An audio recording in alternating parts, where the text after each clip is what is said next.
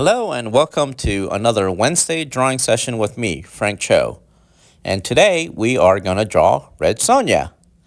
Actually, that's a lie. I originally was going to draw Red Sonja, and I actually got tired of drawing Red Sonja. I've already done 6 covers for Red Sonja, so I decided to switch it up.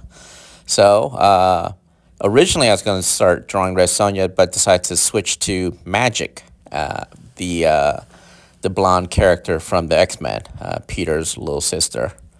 So since both of them like to hold a sword, so I thought it was a quick and easy change up from Red Sonja to Magik. So here we are.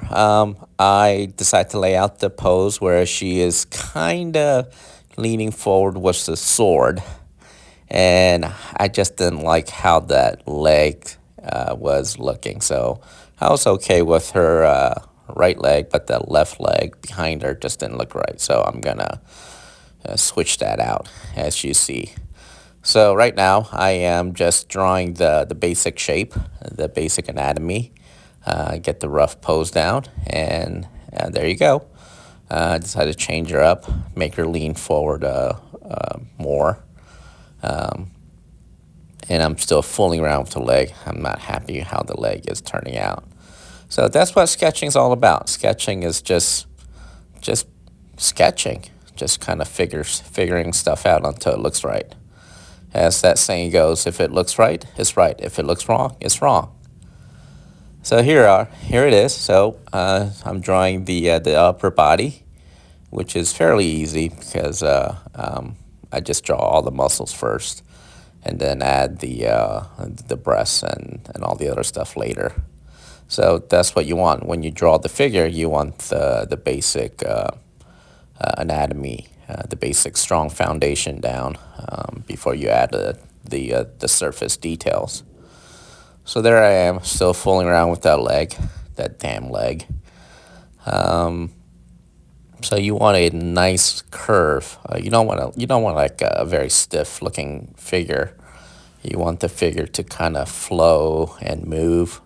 So you don't want her standing up straight holding a sword. You want to give her a little bit more life to the figure work.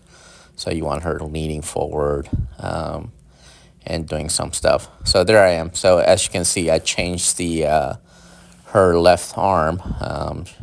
I thought it was just kind of boring with her arm at her side. So I decided to erase that arm and have her kind of like have it up in a fist. There I am working on the anatomy. Added her torso and boobs, and I am working the hair. So Magik has a kind of a Betty Page haircut with a bang, which is always very iconic, I think. And there it is, putting the placement for her giant sword, and the boob window and all that.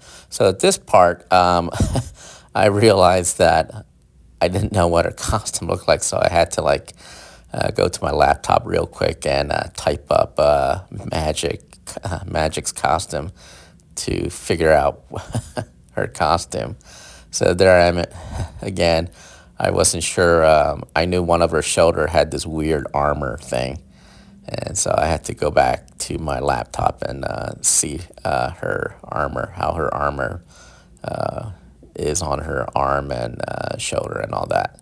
So again, if I just stuck with my original drawing of Red Sonja, I would have just flew right through it. But since I don't draw Magik that often, I didn't know her costume well.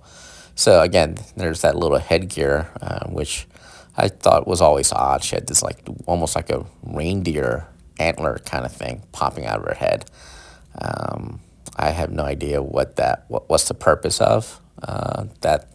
I guess her antenna or antler, but that's a very key component of her costume. And there I am, just going in, shading, giving her the black costume that she wears. Because it's kind of tricky because her left arm is covered in this weird organic armor, and I forgot what the armor looked like. I like because it had all these like spikes on it. So you really do need a reference. If you're not familiar with the character's costume, you definitely need you should have like a model sheet somewhere with her costume nearby so you can reference it. So here I am, still fooling with her hair, and her I guess her bottom, her shorts, her black leather shorts with that X-Men belt. Man, she actually kind of looks like a volleyball player, the costume anyway. So this is the armor that I was talking about.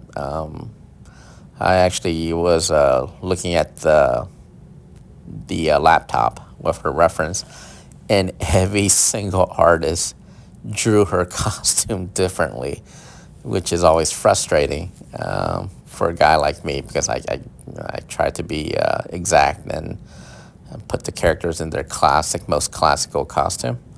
So again, I'm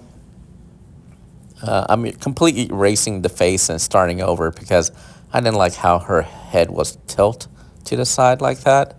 It just made her look kind of, I don't know, just didn't look right. So I went back and erased her entire face and have her kind of like turn her head toward the reader, so to give her more of a like a direct gaze, where she's just staring straight at you with her sword. So she's ready to charge into action. So again, as I said, if it looks right, it's right. If it looks wrong, then it's wrong. So yeah, don't be afraid to erase something, because this stage, the pencil stage, is where you're supposed to use the eraser. If you screw up, you erase it and start over. So I'm hoping that I'm showing you guys that it's okay to make mistakes and erase things, And her giant sword. Again, everyone drew the sword a little differently, so it was a little frustrating. So the cool thing about Magik's sword is that she has this flame coming out, which kind of opens up portals and stuff like that. And so it's always fun to have this like fiery sword with the flame trailing around her.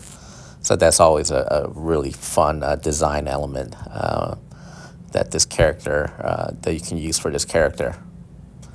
So here I am just putting the finishing touches on her upper costume.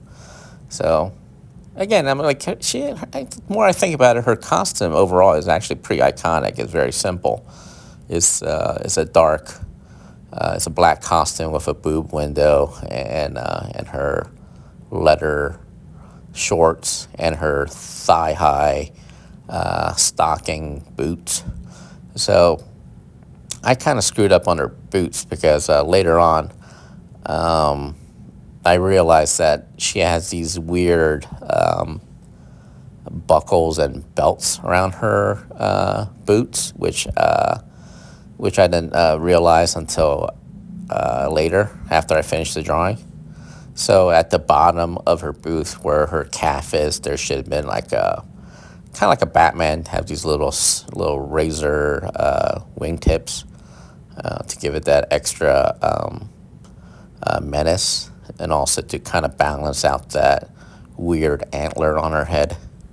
So yeah, I think if I had to redesign her, I would just get rid of that antler because it just seemed she looked like a reindeer. So here it is, coming toward the end, just adding more flame to the sword, and there it goes. So what was once supposed to be Red Sonja turned into Magik, and yeah, and her goofy little antlers. So that's it. I hope you guys enjoyed it. And I'll see you guys next Wednesday.